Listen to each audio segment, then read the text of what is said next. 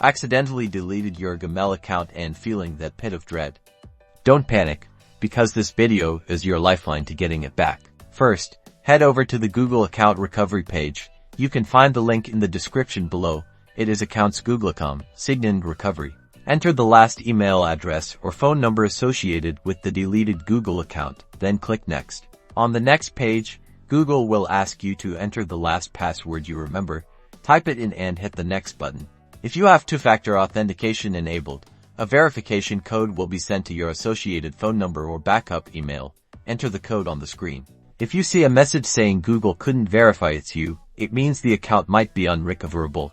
But don't give up yet, there is still hope. You'll need to fill out a Google account recovery form. Again, the link is in the description.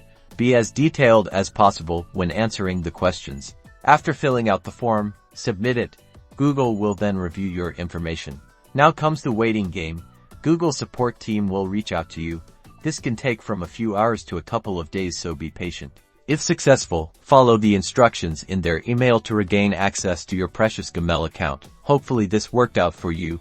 Remember to subscribe for more helpful tips and tricks.